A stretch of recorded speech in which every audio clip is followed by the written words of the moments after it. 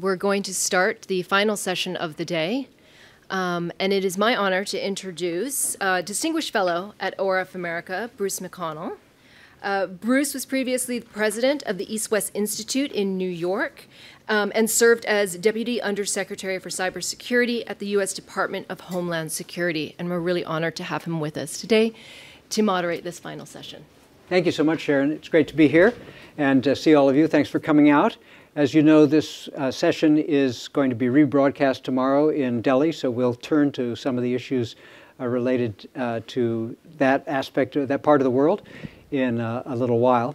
But we have an excellent group here, and it's just going to be a conversation, so no boring opening statements from our panelists. But let me introduce them all to you first, and then we'll get underway. And I know these people, but I want to make sure I get their titles right. So at the other end is Christopher DeRusha, and he is the Federal Chief Information Security Officer at the Office of Management and Budget. And he has another hat, the Deputy National Cyber Director for Federal at the White House. Sitting next to him is Betsie Chacko, Associate Director for International Cybersecurity and Infrastructure Security Agency, that's CISA, and that's at the Department of Homeland Security. And finally, Elina Noor, who is Director of Political Security Affairs and the Deputy Director of the Washington Office of the Asia Society Policy Institute here in Washington. So let's get into it. And I'm just going to ask them some questions, and after we've talked for a while, we'll give you the chance to ask questions also. So let's start with you, Chris. You have the kind of two hats you wear. How do you balance those, and what are your priorities? What does your day or week look like, and how does that work? Tell us what happens with you. Yeah. What do my titles mean? So yeah, I have lots of hats. Bruce named a couple of them. I like to say that those two are really intended as one job in two offices. We just created this past year the Office of the National Cyber Director within the White House structure. And it's a new unit building itself out. And there's some common authorities shared in different places in the White House, including Office of Management and Budget, which I was appointed as the federal CISO. We thought it made a lot of sense to have one person managing kind of those portfolios as the new office grew out. And really what the job is setting strategy and policy direction, doing oversight and governance, performance management, ensuring resources align to all of that. Lots of those activities, and it's a lot because there's hundreds of federal agencies, and we're really focused on the federal civilian. To describe my daily responsibilities, there's lots that come with those, but I have a few other hats. I also chair the Federal CISO Council, and so that's the CISOs, the Chief Information Security Officers across the agencies. So we're having one coordinated information sharing way forward. I also chair what is called the Federal Acquisition Security Council. That's a group of all of the federal agencies that have authorities in managing supply chain security, and we try to have one consolidated approach there. And then I sit on a couple of boards, the Technology Modernization Fund Board, which is a fund that's intended to inject capital into agency investments at a faster time frame than the annual budget process. And finally, I sit on the Cyber Safety Review Board, which is a new thing that we're doing to really inspect big incidents and events, try to learn lessons back as a public good. So those are, Bruce, the hats I wear and lots of activities. Happy to take questions on that later as well. Well, what you're talking about, though, is a lot of coordination. So, right. That's the ideal situation, is when the White House is and its various offices are trying to get the federal agencies to work together. But of course, that's challenging. It's always challenging for the center to coordinate the operating agencies. And we have Betsie here, who is from the premier cybersecurity operating agency on the civilian side.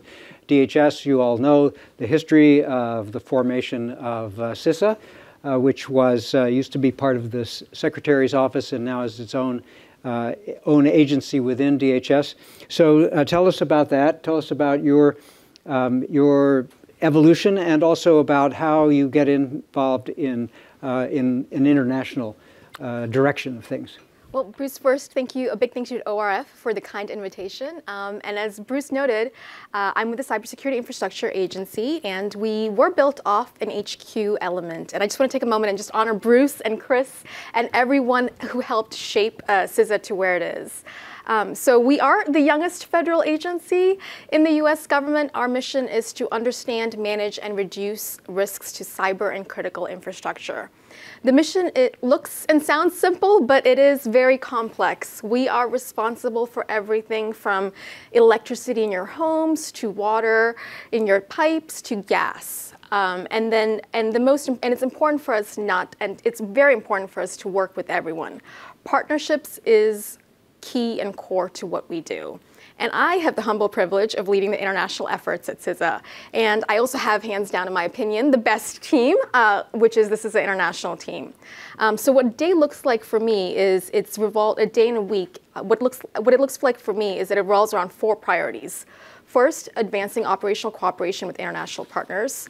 Second, building partner capacity.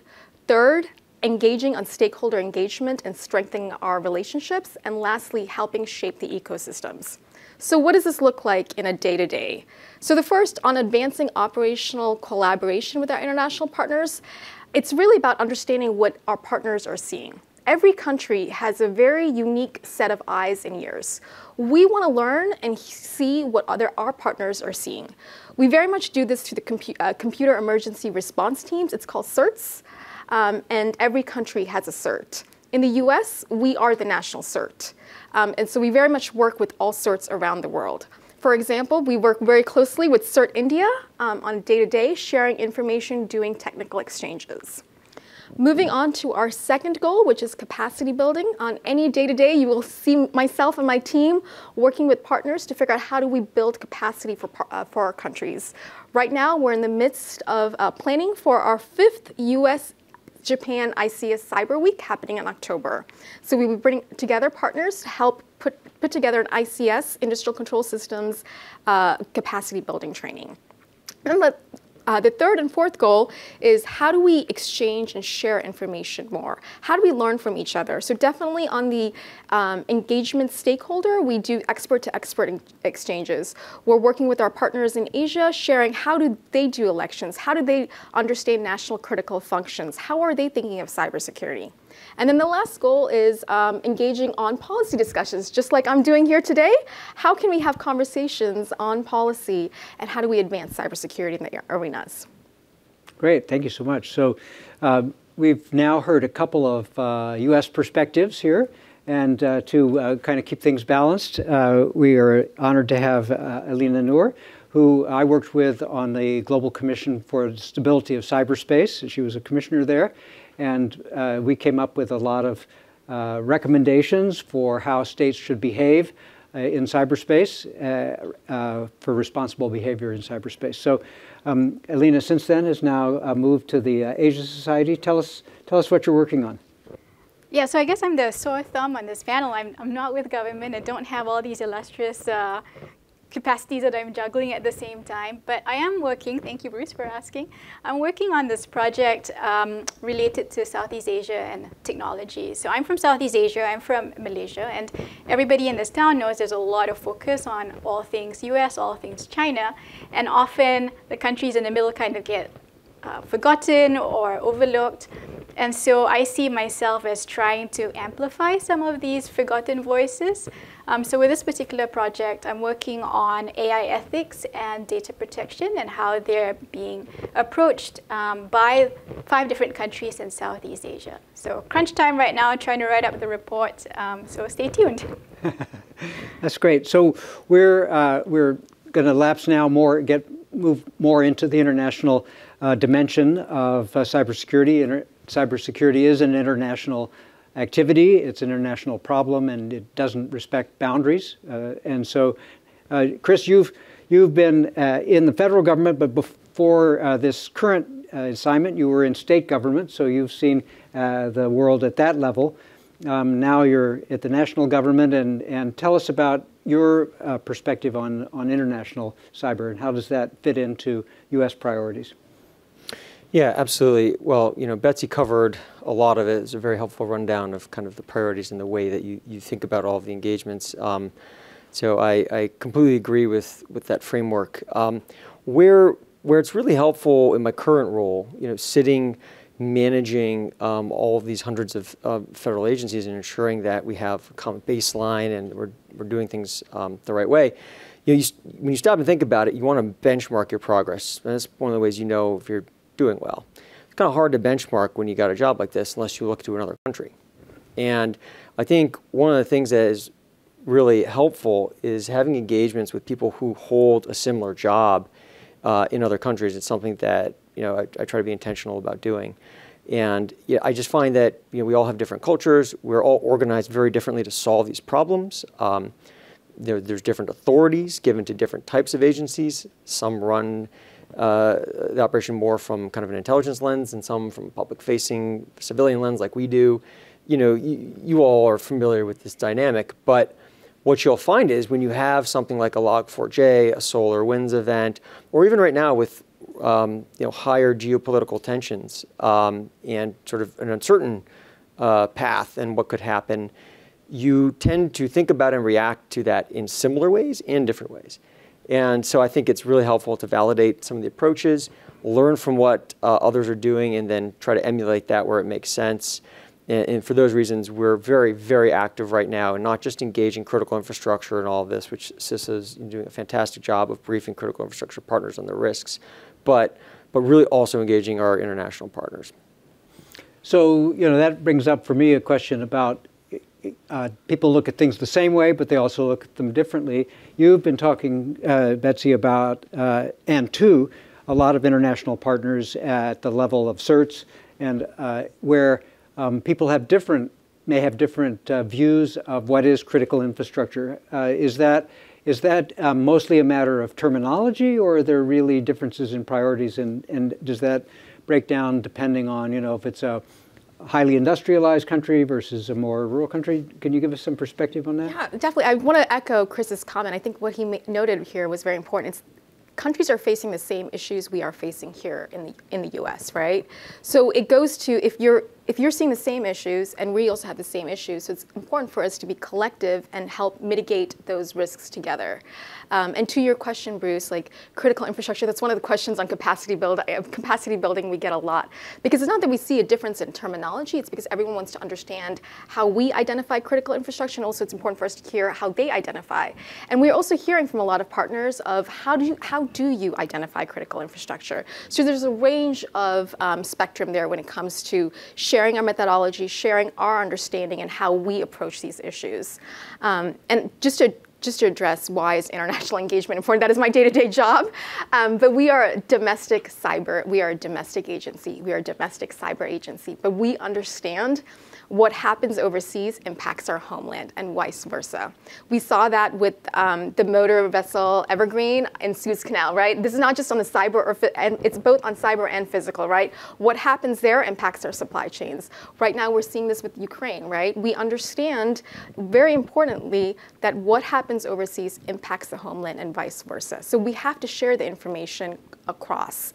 We also understand that there's a network of like-minded partners, and it's important for us to come together and help put the collective defense together. And then lastly, we also know that countries are trying to navigate the sphere, that they understand that, hey, we want to make sure we're able to give options that are secure and economically viable. So right now we have this opportunity in a window for us to work together. And as I noted earlier, that's the reason why every single day we're working towards advancing operational cooperation with partners, building partner capacity, shaping the ecosystem, and continuing to exchange our approaches. So, we're hearing again, that interacting with international partners is important to the U.S. What's your perspective on this? Is the U.S. a preferred partner for some of these things, or are there other places that you think people are equally interested in hearing from, particularly with a Southeast Asian perspective? What's the kind of look like from there? So I think the U.S. is definitely one of the preferred partners in the region, and there's a lot of work and cooperation taking place with different countries in the region. But I think, Betsie, you made a really good point about this definition of critical infrastructure, because there's a lot of uncertainty still, particularly in the less developed economies in Southeast Asia, about how to even define critical infrastructure. And countries are looking to other countries in the region, but also abroad, to try to figure that out. things like language matters, right? In Malaysia, so we translate cybersecurity as keselamatan cyber, but keselamatan also has a connotation of safety. So the ambit of cybersecurity suddenly gets very broad in countries that don't have the exact same translations or interpretations of a word that we, who speak English quite comfortably, are familiar with. And so these notions, I think, permeate through capacity building initiatives, because when negotiating on capacity building with partners, there's the issue of language, there's also the issue of resources, and there's the issue of just the ability to absorb all the assistance and support that's being offered. And so I'm sure you know this very well, Betsie.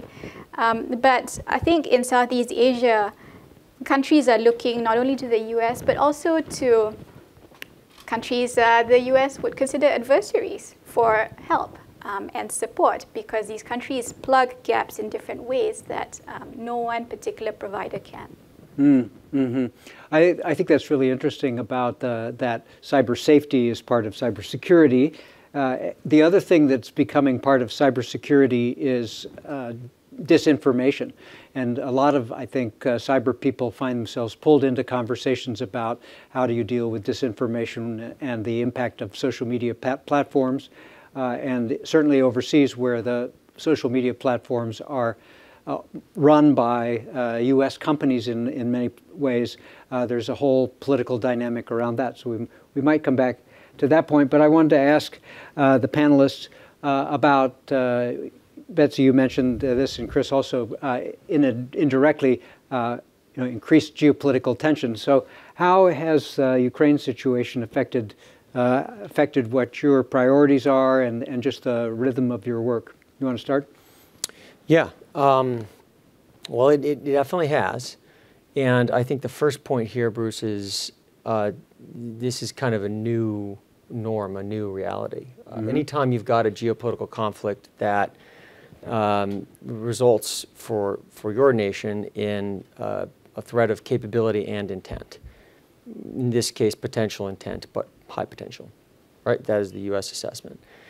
And, it changes the dynamic, because there is actual belief that these actors have the ability to affect critical infrastructure here in the United States. And that is why we've had, led by CISA, what we call a shields up effort to really make sure that there's information is being shared and everybody's kind of at a high state of readiness for some potentiality. And, I think that's fairly new. It's hard for some folks to really kind of digest too.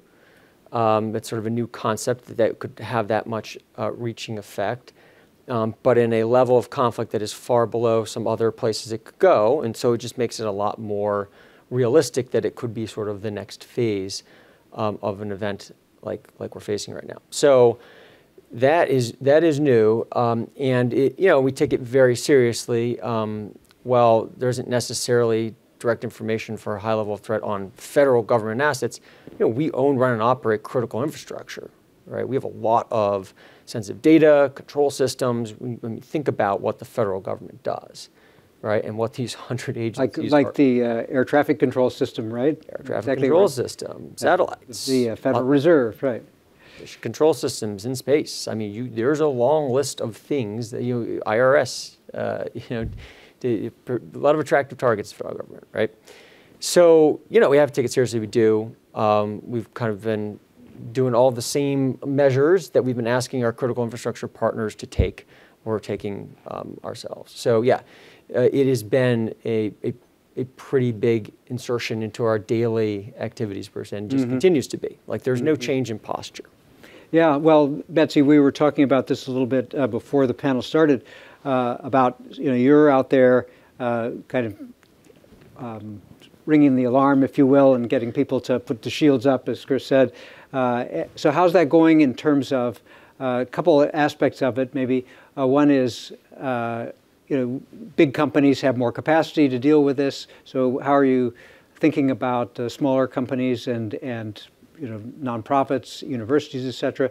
And then another kind of angle on this is, how about fatigue? Are people able to, we're all tired, disgusted with masks, right? We have mask fatigue. So this is another kind of shields up, right?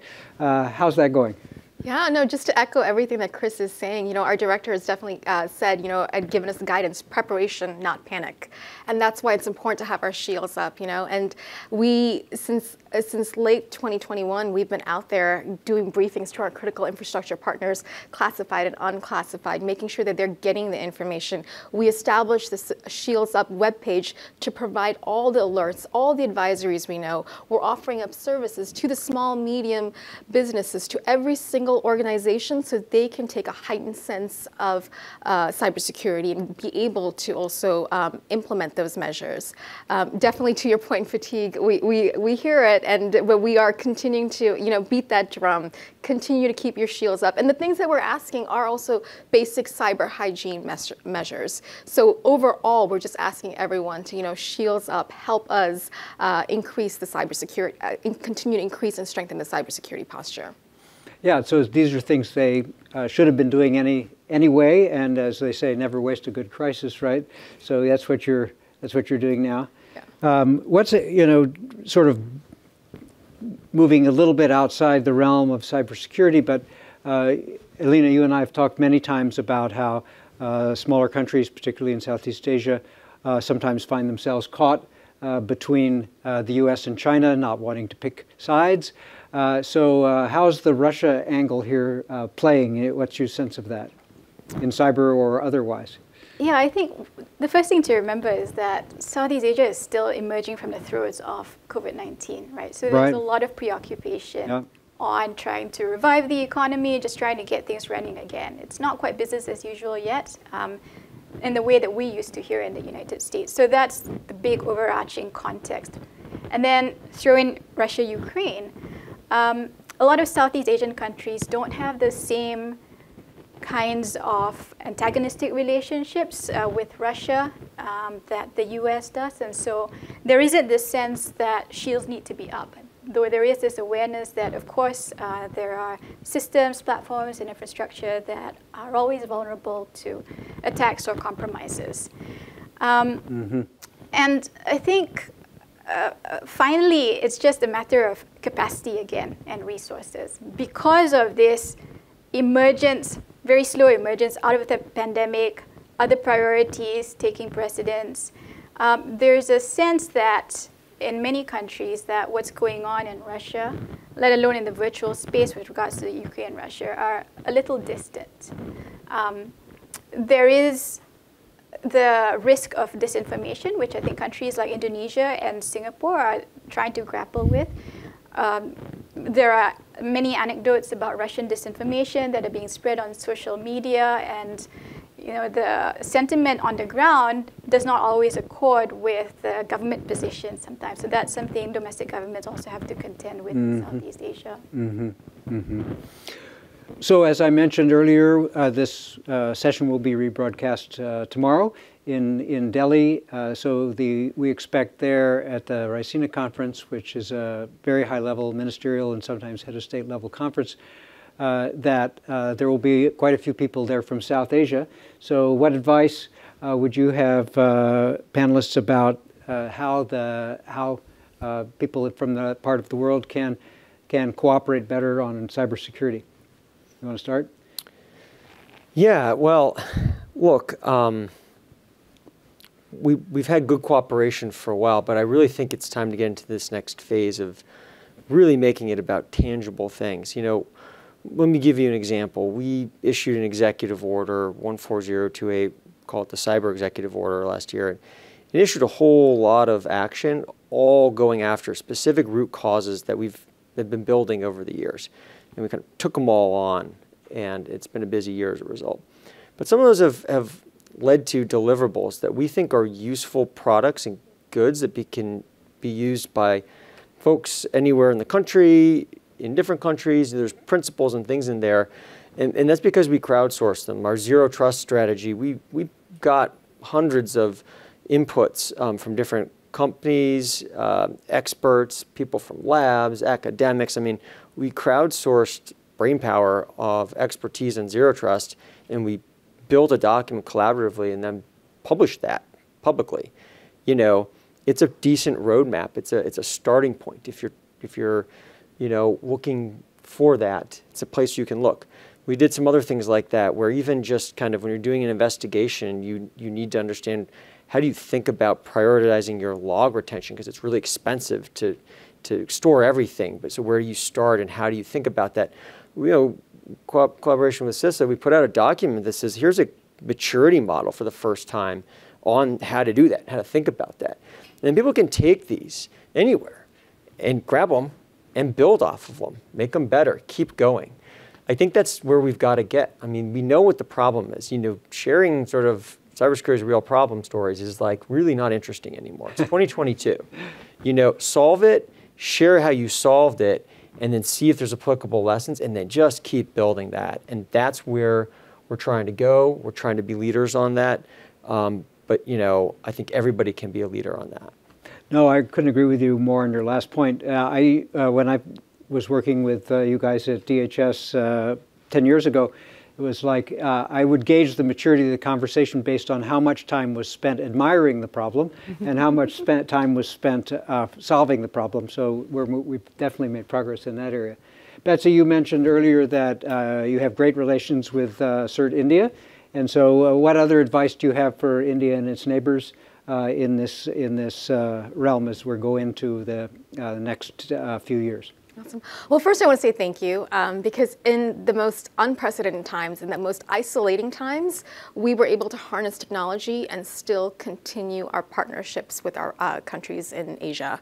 And we've done more than we ever could have. I have been in so many Zoom and webinars from 6 a.m. to at 10 p.m. at night, and it's just been an absolute honor and a delight to partner with our colleagues in Asia. Second, absolutely to Chris's point, when you have solutions, please share it, and we will also do it. Vice versa, we look forward because, once again, the same problems we have here are the same problems that you are seeing, and the same solutions that work there work for us too, so continue. And then lastly, please join us as we continue our effort on Shields Up. So global Shields Up, huh? There you go. Yeah, there you go. Okay, good. And your advice? Well, I don't know about advice. It's more a request, really.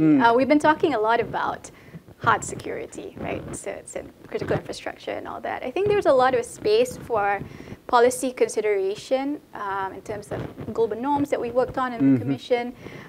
For a lot of countries that find themselves squeezed between these intensifying tensions between the United States and China, I think there's potential to cooperate, to coordinate, and to potentially align positions in a way that will provide more wiggle room, more policy space, and maneuverability for a lot of these countries to find different ways to forge their futures ahead in cyberspace.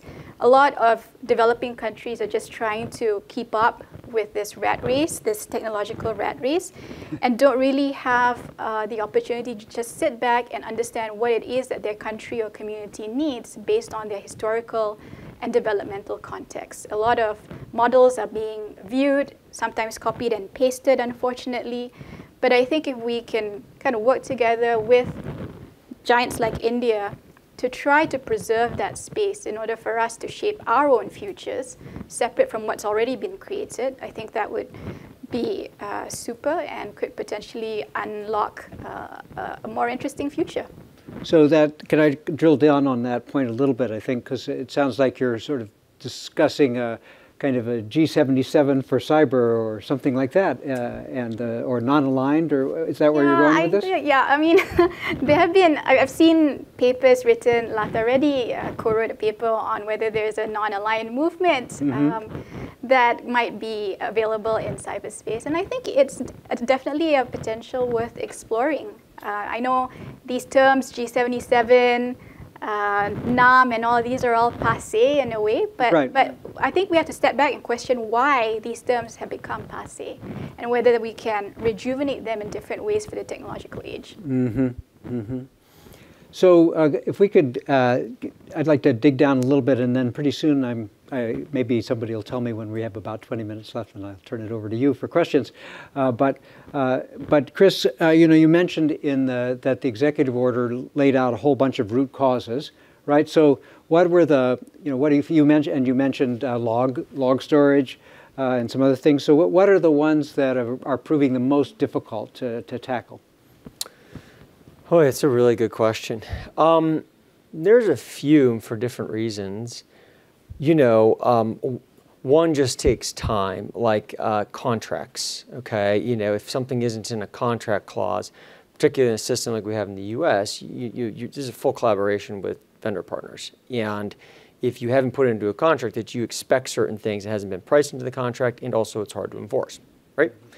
And so what we've tried to do is take an assessment of all of the best contract clauses and the gap areas, and we worked hard on all of that, and we sent it to our Federal Acquisition Rules Council, and then now they need to do public comment period and go through a process, right, to sort of get those concurred to and out to the public, and then to a state where we can build them in. It just takes time. Yeah. Right? So just let me ask a little bit more. That's a great example, because in security, of course, it's always hard to measure success, right? Because it's the absence of something bad that happens. And so did you invest enough? Nothing bad happened, so did you invest too much, right?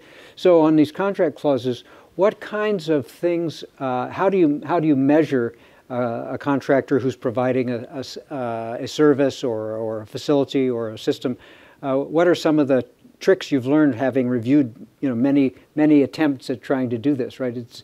Presumably it's not just like how many pages of cyber reports they prepared. No, I mean there's things that are kind of real barriers. At times, even with a vendor partner who wants to share information with government, sometimes there may be either a lack of a provision or a provision preventing, right? And so kind of working through that in a way that works for everybody is one key piece of it. Also other things that we're trying to work through that are a big challenge is a secure software development, and we have another big initiative around that, which is ensuring that if federal government's going to procure software, that those vendors are following secure development practices. But that's going to be a road, you know what I mean, and we've already stated that is our expectation as federal government. And then now we're going to be putting out official guidance and kind of how to move through that and build into the contracts, right? Because all that's going to happen, things like software bill of materials, a concept of an ingredients list for a piece of software so that you can actually understand when you have a Log4j type vulnerability event, where in the software and is it present? I mean, things that people struggle with again and again. But again, these are hard root cause issues, maybe weren't fully thought through when we built this ecosystem, and now we're going backwards, trying to piece through, all of that and kind of rebuild the system in a way now that the risks are so much higher. Some of these things that don't necessarily present themselves as shiny things to work on are the things, right? Because I say root cause because it's just again and again and again. It's these same things that just need to be settled and worked through. Yeah, it's a long slog. Right. So how does this root cause analysis and correction, how does that fit in with the shields up, prepare, don't panic? How do those two things work together, I think a lot of, the things we're seeing and the alerts and advisories we're publishing on Shields Up, right? So we are trying to provide mitigation to, hey, this is the way you can help secure your systems, your networks. These are services that we can provide. These are just basic minimum measures that you can take to help, mitigate these causes and help reduce the risk overall. Yeah. Yeah, so, the thing I was thinking about, we were talking about a little bit earlier, is capacity, right? So it's partly just the capacity priorities, like you were saying, Elina. There are other problems that people are working on, and there's also global shortage of skilled cyber professionals, and so smaller countries and smaller companies have more difficulty putting their shields up and keeping them up. Not only in the technical area, but in the policy area. I guess my question, and this is sort of something I wonder about, right? to what extent does the migration to the cloud, where cloud service providers are providing a lot of the security, if you're using a G Drive or something like that, or Amazon Web Services, or Azure, Microsoft Azure, those services provide a lot of security. So has that, in general, making a difference for the level of security that companies and other organizations have? Government and agencies even are using these. Is there a wholesale benefit in some ways to using the cloud? Yeah, I'll happy to take this one first. Yes, is our estimation. And so, you have to provision your cloud securely, and a lot of that's about good configuration management, and also just understanding your responsibilities, what controls you are responsible for, and what the cloud provider does. I think in our early movements there's a lot of assumptions around, oh, well, they're doing X now. And it's like, well, they're managing a lot of the risk. It's very helpful for vulnerability management and like keeping systems up to date. And I think that's the thing, Bruce, is, we need to specialize in sort of discrete security capabilities now, in security operations center capabilities and detection and getting really kind of targeted in that. And I think the more that you can hand off to a trusted partner that's going to be able to do that stuff faster, more efficiently, and have all the expertise in-house on their infrastructure, as opposed to trying to replicate that everywhere, it doesn't make sense, And I think that is the reason you see that while we acknowledge fully that there are new risks to moving to the cloud, the benefits just outweigh it. Well, Betsie, you mentioned that you run the national CERT at CISA. So at least in the old days, there was a lot of critical infrastructure partners who were on the floor, on the operations floor, with their being able to be kind of hand in hand with the feds. To protect their own infrastructures, particularly in some of the most critical infrastructures. How's that going, and how do the cloud service providers fit into that architecture? Yeah. Yes. So back in the day, those were the watch tours. Yes. So the U.S. CERT sits within CISA. But Bruce, to your point, the public-private partnership model, it's definitely, that's one of the things I would just note that we are working to transform, right? Back in the day, it used to be one meeting here and one meeting there. But one of the things we've done over this past year is we established the Joint Cyber Defense Collaborative. And the whole goal of that is to make our collaboration with the private sector real time, So it's not just one meeting to another, but it's sharing information right then in real time. And that's definitely getting to Chris's point. How do you reduce the risk? When you see a risk, how do we mitigate it together? And that is the type of approach that we are definitely trying to transform. So it is true then that there is a move from information sharing to operational collaboration. Yes. It seems to me that's really exciting. Well, speaking of these cloud service providers, Elina, who are generally U.S. companies, right? So I mentioned earlier the issues around U.S. platforms in the information space and social media space, but you also have dependencies on U.S. companies for basic infrastructure services. So how does that play out? What issues do you hear about and perhaps think about in that context for smaller countries? Is there a feeling of excessive dependency or resentment or anything like that? So there's a lot of exuberance in Southeast Asia about all things tech, right? Yeah. And the more acronyms you throw related to tech, AI, IoT, 4IR, the more excited people get. But I feel there's not enough deep consideration about the implications and longer-term implications of these new technologies that are being embraced so readily by so many countries in Southeast Asia. For example, with artificial intelligence, a lot of the models and technologies are being imported and provided for by countries outside of these Southeast Asian nations. There isn't enough discussion in the public space, I would be willing to bet not even in the policy space, about how the algorithms are being trained or what data sets are being used, how data is being collected, how private and secure is this data, are these data sets being fed to companies abroad, and how are these companies monetizing or using these data sets? do the costs and benefits outweigh each other in different instances for these particular countries that are so reliant and dependent on outside technology. There are countries like Vietnam that are trying to set up their own indigenous capabilities and capacities.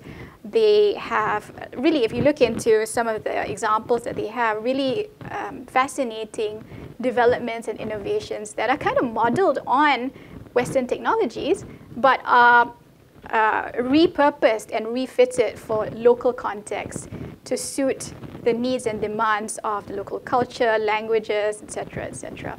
Right, you were telling me earlier about this, the Vietnamese version of Siri or Alexa. That's right. It's called Kiki. Kiki. And it's a local innovation because Kiki understands the different regional dialects in Vietnam. There are 3 main regional dialects in a way that Amazon, Alexa, or Apple Siri, or Google Assistant can't. And you know, for someone who, like me, who doesn't have an American accent or any other Western accent, it's incredibly frustrating to call out to Alexa or Siri and then to ask for something and not be understood at all. And so Kiki was meant to fill this gap in the Vietnamese marketplace. Wow, that's exciting. That's really exciting.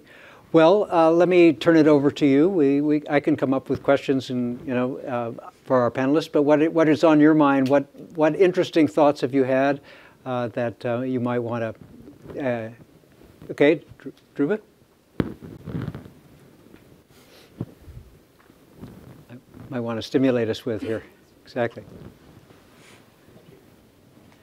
Thank you. I guess I have a question for Chris and Betsie. I focus more on the domestic side. You mentioned in some ways working with the private sector, which is one partner. What are frustrations or concerns that you have about public knowledge, public understanding about cybersecurity issues? Are there gaps in the general public's awareness about what some of the challenges are and what they can be doing themselves to ensure sort of greater security of their own personal information and so forth? Is that something that your agencies are focused on, and how are they going about trying to address that? I'll start and then, awesome. Well, my favorite month of the year is October because it is Cybersecurity Awareness Month. So this is one of our big campaigns here that we focus on because, to your point, we are very much, how do you get that information out to the public? How do you build that cybersecurity awareness from at all ages, at all levels? We are very much focused on that, figuring out how do we engage the public on this. So definitely during the month of October, not just here in the US, but one of my favorite things is also just seeing around the world how October is celebrated. And to your point, it's so interesting to see how every country comes up with their own campaign and the language they use and the commercials. But it's a fantastic collaboration across the globe. Yeah, I think I'll draw on a couple prior experiences I've had that less kind of focus on my current job. The two would be as being chief security officer for a state, right? And I had some responsibilities facing out. One of the things we're trying to do is just like make it real to people. How do you do that? So we came up with some, innovative programs where we purchased Michigan Secure, is what we labeled it, and it was really just like a application that you download on your phone that secures your phone, alerts you to bad Wi-Fi connections, like lack of encrypted networks, downloading a malicious application on an Android phone, for example, like less on Apple's, like stuff like that. I mean, it's like, yes, you're like protecting the phone, but also you're just saying, oh, my phone's not secure? What do you mean? Like, it's not been telling me that. Well, yeah, that's part of the problem. It's not been telling you that. It's like a aha moment. That's a big issue. Move on from that campaign. I was the chief information security officer on the Biden campaign. Well, one of the things you're trying to do there is just like lock down everybody because you don't have the federal resources, but you got interested people globally. Like, and your biggest gaps aren't the network that you own, run, and operate and can secure. It's like all the people's personal stuff. That was the attack surface. And we had this whole program where when people come in, we'd go through, spend hours with each individual and just run through locking down their personal life accounts. We had a list of like 40 things that they could do. And we had people dedicated to spending time with them and like turning on multi-factor in all of their personal accounts. And just, I mean, you would be shocked at like how little coverage there's in those things. And also like helping them through privacy settings. We had people who were targeted in the campaign for their involvement in certain times and they got attacked. We helped them with like privacy settings and all the things that they can do to like kind of ensure that their personal information is like not everywhere. And it's stuff like that I just think, I think it's a real challenge. More and more, online harassment is becoming a real big deal everywhere. It's just going to continue to be an issue. And I think people need to understand that, like, listen, like, yes, the federal government's working for you. Yes, the responsibility of government's here. It's also a personal accountable responsibility, like driving a car and make sure your brakes work and you're wearing a seatbelt. I mean, we all acknowledge those are personal responsibilities. And I just think that like we haven't gotten to that sweet spot of like acknowledging what are our personal responsibilities and what are corporate or what are government. It's still like a bit of a poorly understood state of affairs, and I think that continues to be a challenge. Well, there's two big targets that your answer gave. One is, of course, what's going to happen with the Musk's acquisition of Twitter. So we've probably not tried to analyze that here, but we're all sitting going, what's now going to happen with online harassment and things like that. But the other thing that came to me on that was just when you were saying that the ability to have these privacy settings and whatnot, it's like very labor intensive. You had a very labor intensive activity, right. And you say, well, okay, it's your personal responsibility to wear seatbelts and have good brakes. It's actually also the law. It's required right at the national level or at the state level, and we're obviously not there yet because of the view that's prevailed so far anyway, which is in general that regulation will hurt innovation. And at some point, right, we all think, you may not want to say this publicly as government officials, but I think that we're going to come to that place where it'll be like any other technology and there will be mandated controls on, so that, for example, software ships with the security turned on, and that's a requirement. So we're getting there through the market, but it sometimes isn't good enough. Who else has a question? All right, in the back, and then you.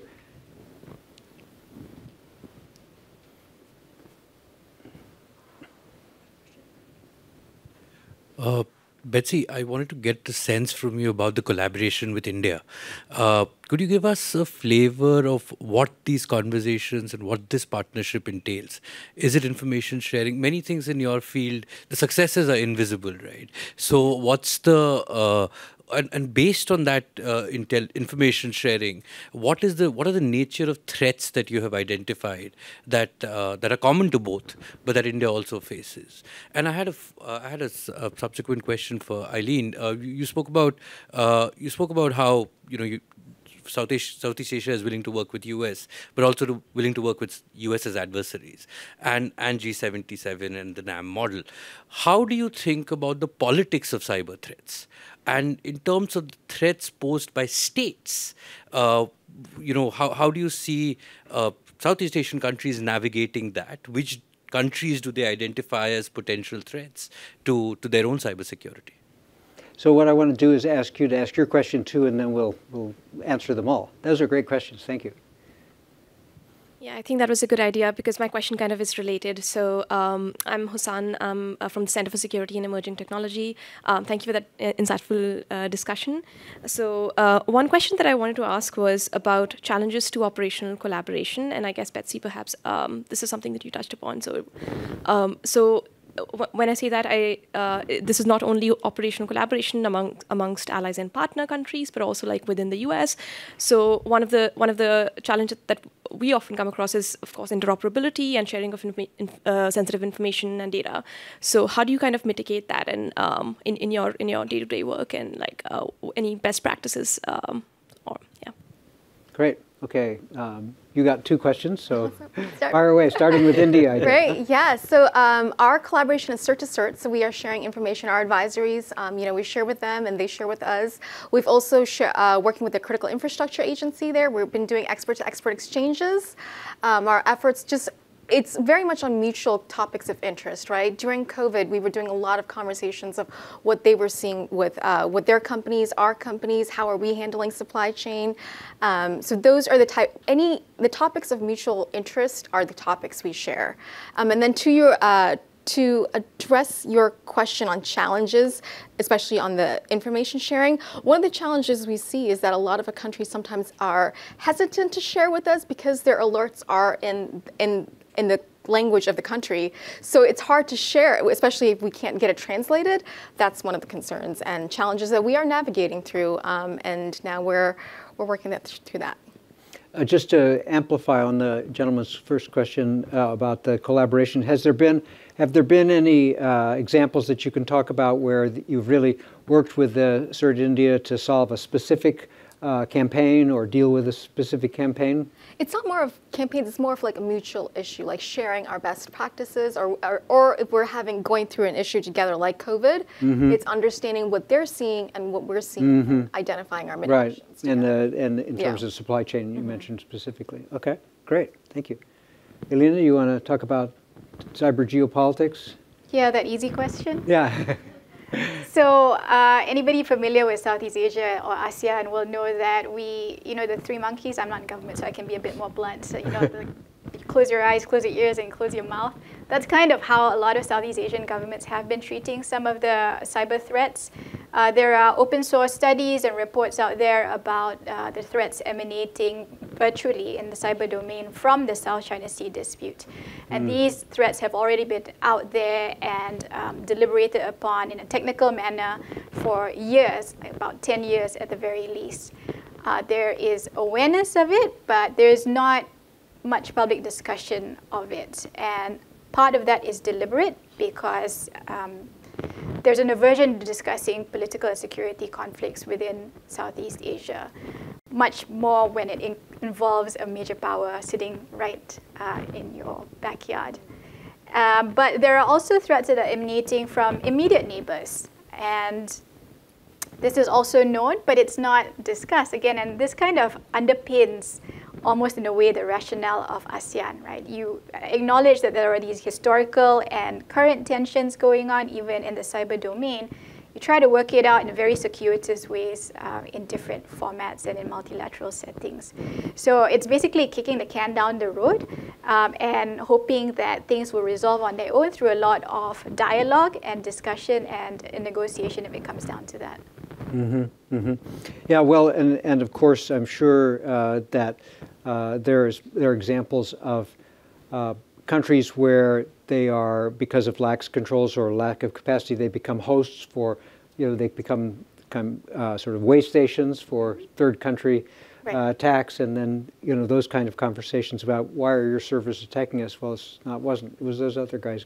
Right. So yeah, difficult conversations. And you almost never hear a Southeast Asian country join in attributing an operation or an attack to any particular country. Correct. Yeah. Any other questions from you guys out there? All right.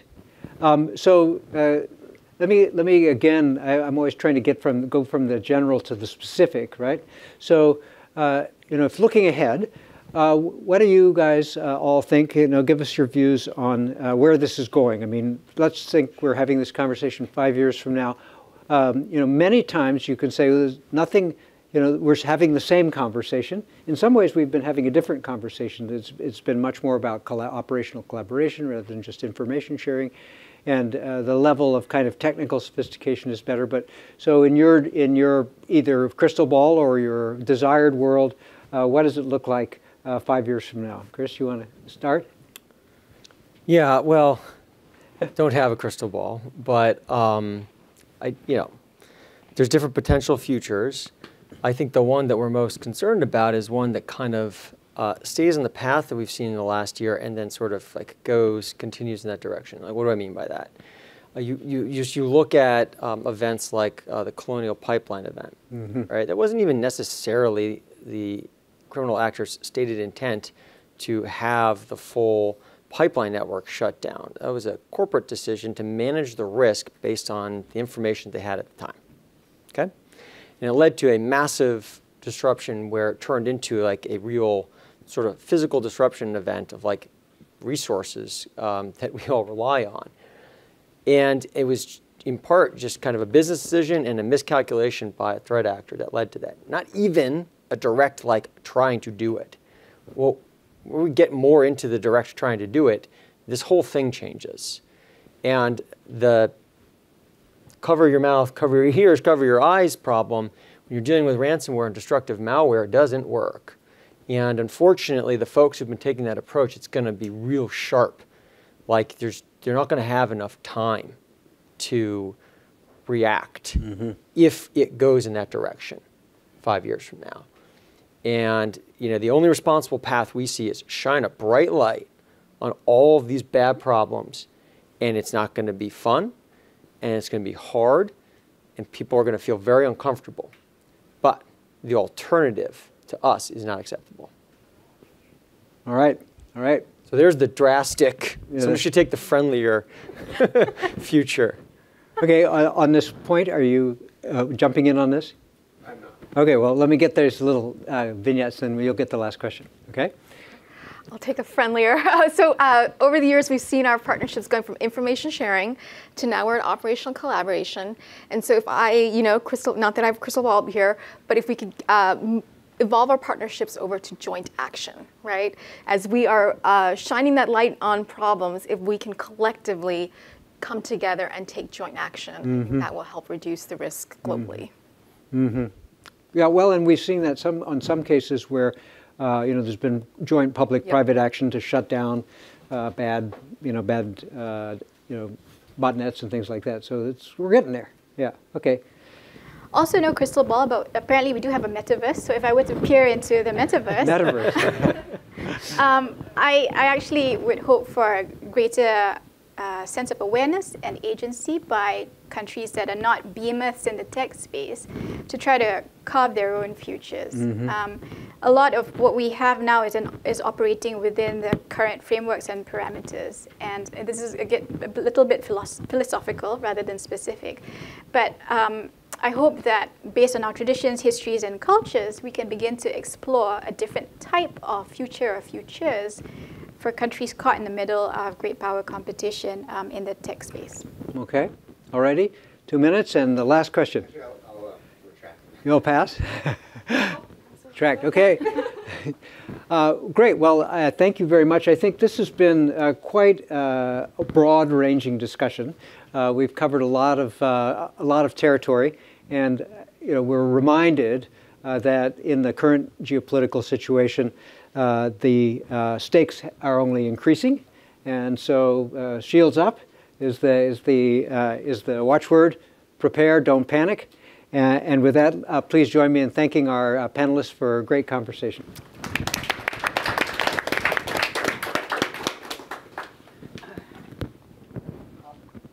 Thanks, Bruce. Sorry for you, just has mic on. Thank you. Thanks, Bruce. It leaves it to me to just say a few words of thanks. It'll just be a couple of minutes because it's been a long day. First, I want to thank all the speakers and moderators today. We had 3 excellent sessions. I learned lots from all 3. And thank you all for taking time out of your busy schedules. We had several people from the U.S. government present, and we really appreciate their taking the time to come and talk about various things, including cybersecurity, with us today. So first, join me in one round of applause to all the speakers. Secondly, I do want to give a very quick but a real thanks to my colleagues who made this possible. I hope all of you have had the occasion to meet with them. As I said, we're a new organization, so do acquaint yourself with, a lot of them are here present and standing. Just briefly mention Sharon, who you heard from throughout the day, who's really been instrumental in helping set this up, our Chief Operating Officer, Michael, our members of our Cyber Cooperation Initiative, Bruce, Andreas, Michael are here, Terry Chapman, who's here, Shayak, Sadiq, and Amar. So all of them are here. Please, I hope you all get to meet them. You can learn a lot more about what we're doing, both who we are, some of our initiatives, some of our activities. Feel free to take this with you, and also to take some of our recent publications. it occurs to me every once in a while that something we've published months ago is very timely. I was just thinking about something one of my colleagues had written on content moderation a little while ago, which in the light of yesterday's announcement about Twitter is about as timely as ever. So do avail yourself of that. Finally, I do want to give thanks to all of you for spending the day with us, especially on a rainy day like this. One important announcement, we're actually concluding today with drinks downstairs in the ground floor, so please all of you join us if you can for drinks. It's in the Hive. If you come out of the elevator in the lobby, take a left, and hopefully that's how we'll end our day today. Thanks again, and welcome to what has been the first Raisina Dialogue DC in person. Thanks again. Bye.